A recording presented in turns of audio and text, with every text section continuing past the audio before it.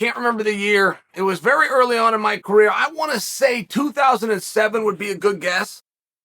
The Pride Fighting Championship, which was a real dream back then. There was two organizations, and quite frankly, you didn't really care which one you ended up in. It was Pride, and it was the UFC, but there was a great debate on how they were doing the promotion. I apologize, the production was just beautiful. They were both on North American pay-per-view.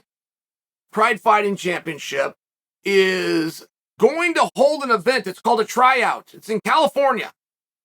So anybody that wants to be discovered by Pride, the executives, the owner, the management team, they're going to come over and everybody can try out. And this thing is a wild success. I got on an airplane. I head out there. I go do this tryout. And it went great. I had a great time. It was very well organized. At the end of the event, they bring us all together. And it turned out they were going to give out an award.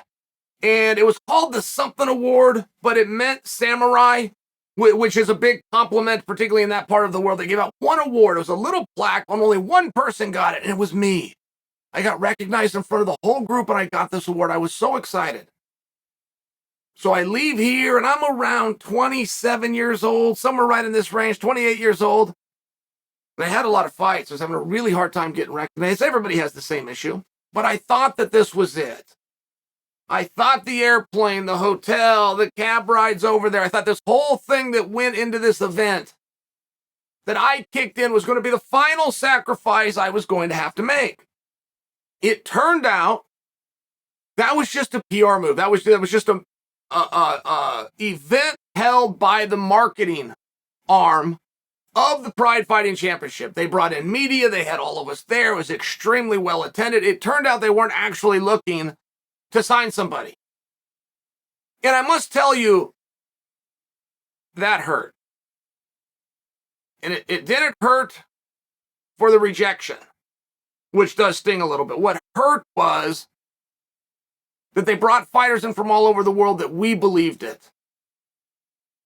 That very wealthy and successful people came in and judged us and led us to believe something that was never intended to be true. This is a very dirty industry. This is an industry so dirty, I'm talking of that of combat, that the government had to step in to regulate it. That has never happened in the history of sport. That has never happened in any country outside of communist regimes. Truly, government nowhere in the world oversees sport, except in communist regimes, and we needed it here.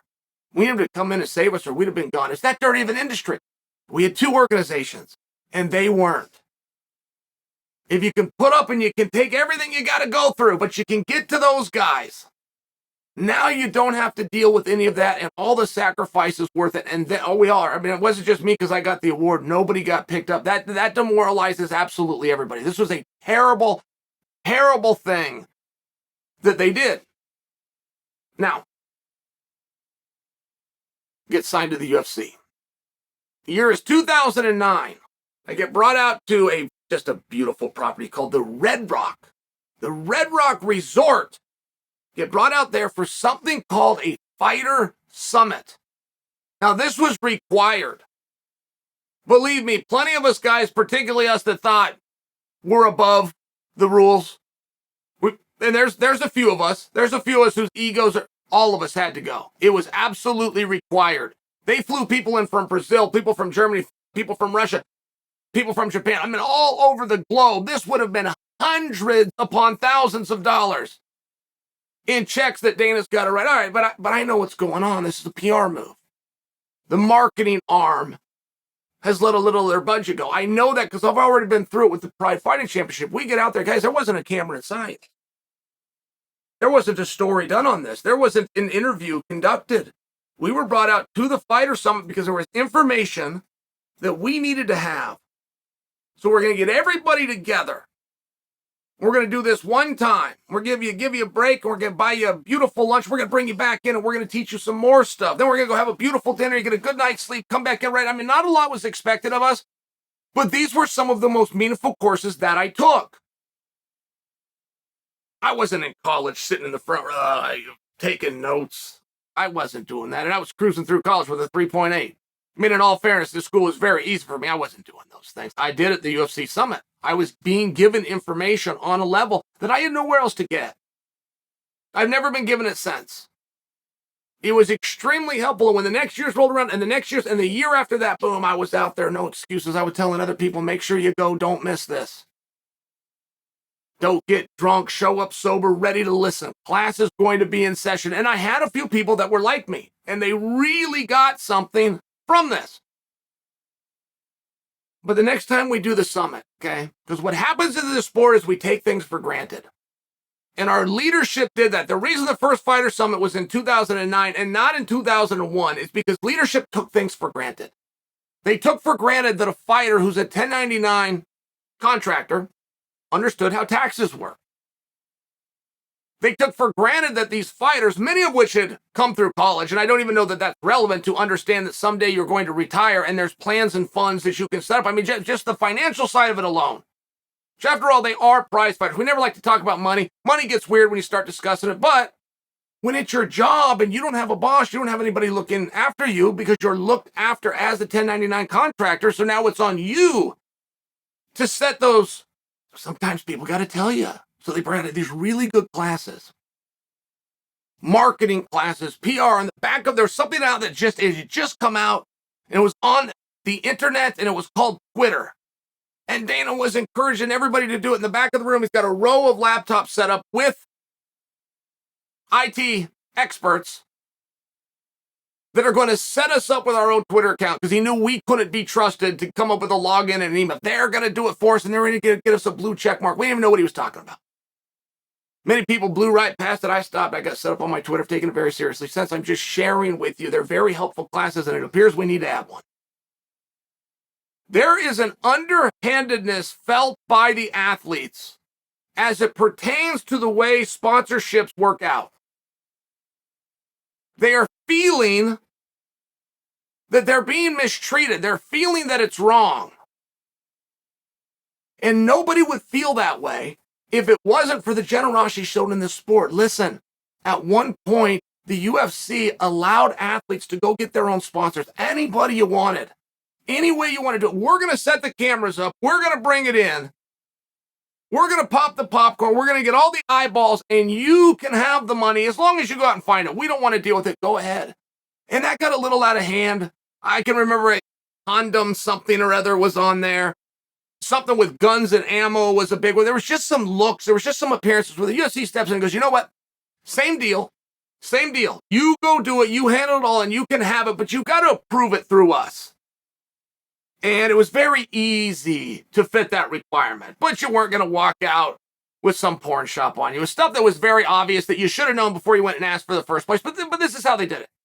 They did require one step of checks and balances. Okay. Well, then the day comes when the UFC's gotten big enough, they could finally clean this thing up. Like, if there's anything that looked bad to the cameras, it was the fact that we weren't uniformed. That's true. You would never watch the Patriots or the Dolphins or the Giants or any other team that you want to do. You just want to do that. Where they come out looking in that fashion. But the UFC wasn't big enough. They didn't have a corporate sponsorship. Well, that all changed. One came in, big brand called Reebok. So the generosity that never should have been given. Nobody in the history of television and production has ever been given the ability. You're the principal. You're the one coming out. Somebody else paid for everything and you get to keep the sponsorships. That has simply never happened. It will not happen again. It hasn't happened anywhere since. But it had never happened before. A lot of fighters didn't understand that. So when that generosity, they never should have been shown. I'm so grateful for it. My life is different because of it. Truly, it was a very kind thing to do. Never should have happened. We never should have been able to put anybody we want when you're the one paying for the cameras. And in no other walk of the world, okay, well, I always want to compare us to other sports. Just compare it to the world of production. You watch movies all the time. You watch television all the time. You watch commercials. You watch nobody now, in the future, or ever has been allowed to get the money when somebody else is the producer. So when that went away, but fighters didn't understand that was unique to our industry. It was a generosity and a kindness showed to us. When they didn't understand that, they feel as though a rug has been pulled out. And they will say things like, I can't get my own sponsors. Yes, you can. You absolutely can. And you don't have to have them approved. You have any sponsor you want. when you walk from the locker room to the octagon, when you walk from the octagon back to the locker room, here's the approved brands. Any other time that you'd like to do it. And on fight week, the media comes out, and the guys that are good at it are going to get a lot of camera time. And if they can parlay a lot of camera time into sponsorships, they can do anything they want. Nobody gets banned. Now, you may not like that, and I understand what I'm saying. I understand the problem with that. Where the sponsors come in and where they want to buy happens to be the walk to the octagon and from the octagon back. I do understand that. But I want to correct the lingo, and I want you to make sure that you also understand. Fighters being able to keep sponsorship money, for that arm and that part of the industry to even exist when the producer doesn't know how he's going to keep the lights on, has never happened. And we never should have been able to do that. It truly was a mistake. It was a generosity to the point that it's a mistake because fighters think it was taken away and they think that that's underhanded. And they're wrong. They're just flat wrong. It's not the way that it works. And if you want to compare other sports, you want to do things like that, you're going to have to find weekly sports. It's very hard to compare us to anything. Very hard.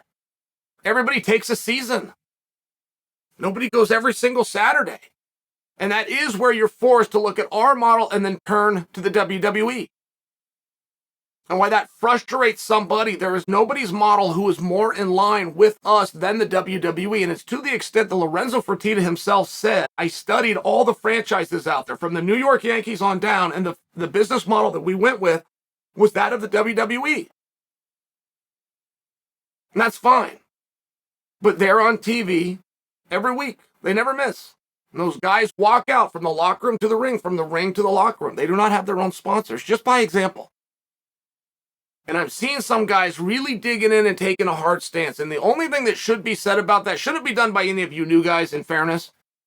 There was some of us veterans that helped pave the way. Things were very tough in our time.